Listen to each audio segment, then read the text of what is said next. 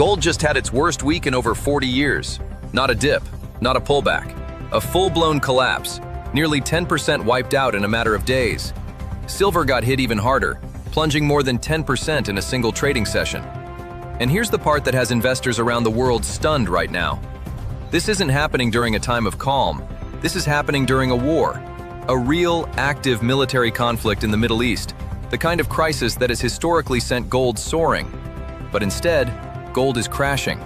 And if you hold any gold in your portfolio, in your retirement account, in a safe at home, or even through an ETF, what just happened this week could change the way you think about this metal for a very long time. Let's break down exactly what's going on. As of this week, gold has fallen below the $5,000 per ounce level, hitting its lowest point since early February. The decline over the past 5 trading days sits at roughly 10%, which puts this on track to be the worst single week for gold since February of 1983, when it dropped more than 12%. That was over 4 decades ago. To put that in perspective, gold survived the 2008 financial crisis, the COVID crash in 2020, multiple recessions, banking failures, and geopolitical shocks, and none of those produced a weekly drop this severe. Silver has been hit even harder. In just one day, silver fell more than 10%, and for the week it's pacing toward its worst performance since January. Both metals are now deep in the red, and the selling pressure shows no signs of slowing down. So what on earth is driving this? Why would gold, the one asset people run to during times of fear, suddenly collapse during one of the most uncertain periods in recent memory?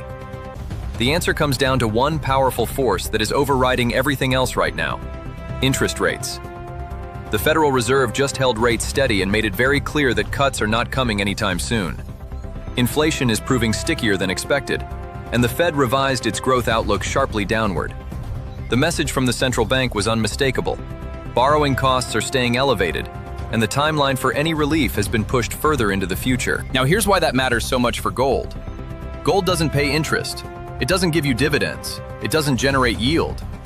When interest rates are high, investors can earn solid returns from bonds, savings accounts, and other fixed income products, all of which suddenly become more attractive compared to sitting in a metal that earns nothing. So as rate cut expectations got pulled off the table this week, money started flowing out of gold, fast. And that brings us to the bond market. Yields on government bonds have climbed in response to the Fed's stance, making those instruments even more competitive against gold. When bond yields rise, gold almost always suffers. This week, it's suffered historically.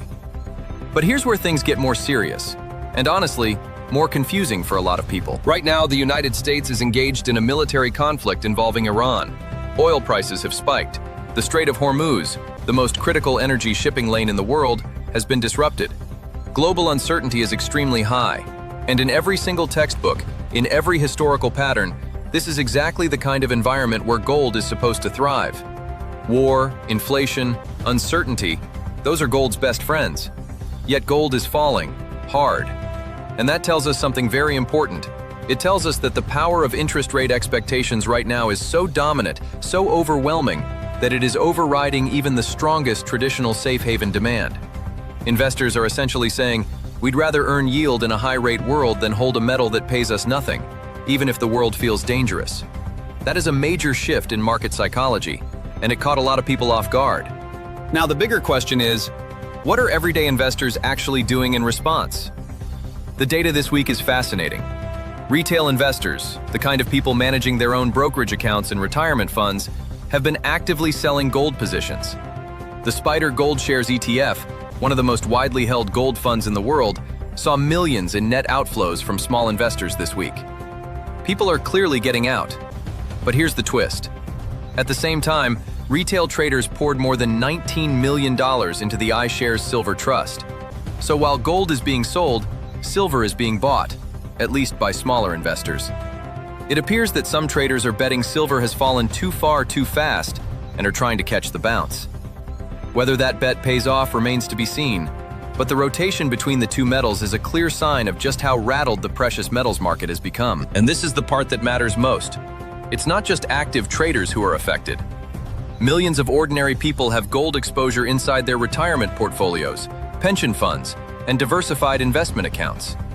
Many of them may not even realize how much this week's drop has impacted their holdings. If you have a target date retirement fund or a balanced portfolio with a commodities allocation, there is a very real chance your account took a hit this week because of gold. For people in the United States, the connection is direct. With the Fed holding firm on rates, the entire financial landscape stays tilted toward higher borrowing costs. Mortgages stay expensive. Credit card rates stay painful. And now, one of the traditional hedges people use to protect against that kind of environment, gold, is losing value at the same time. That's a tough combination. For investors in the United Kingdom, the picture is similar. The Bank of England also held rates steady this week, and inflation expectations are climbing again thanks to the oil shock. UK investors who turned to gold as a hedge against rising prices are now watching that hedge fall apart in real time. And with the pound under pressure and mortgage rates already ticking higher, the financial stress is building from multiple directions at once. What happened next is what every investor should be watching very carefully. If inflation continues to stay elevated and central banks around the world maintain their higher for longer stance on interest rates, gold could remain under pressure for weeks or even months. The key variable is whether rate cut expectations come back, and right now, the market is pricing in very little chance of that happening soon. On the other hand, if the war in the Middle East escalates further, or if there's a sudden shock to global financial stability, gold could snap back quickly as fear drives demand. That's the unpredictable nature of this metal. It can move violently in either direction depending on what headlines hit next. There's also the question of whether this sell-off triggers forced liquidations. When gold drops this fast, some leveraged funds and margin traders get hit with margin calls, which forces them to sell even more, creating a downward spiral. If that dynamic kicks in, the drop could extend even further before it stabilizes. So here's the bottom line. Gold just did something it hasn't done in over 40 years.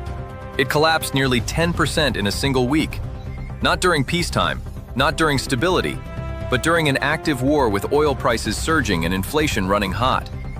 That tells you just how powerful the force of rising interest rates has become. It is reshaping the way every asset class behaves, even the ones we've always been told are safe. If you hold gold, if you hold silver, if you have exposure to precious metals in any form, this is the week that should make you stop and reassess what role those assets are actually playing in your portfolio. Because right now, the old rules aren't working the way they used to. And in a market like this, understanding why something is falling can be just as important as knowing when to buy. This story is still developing, and the next few days could bring even more volatility. Stay close to this channel, because when the next move happens, you'll hear about it here first.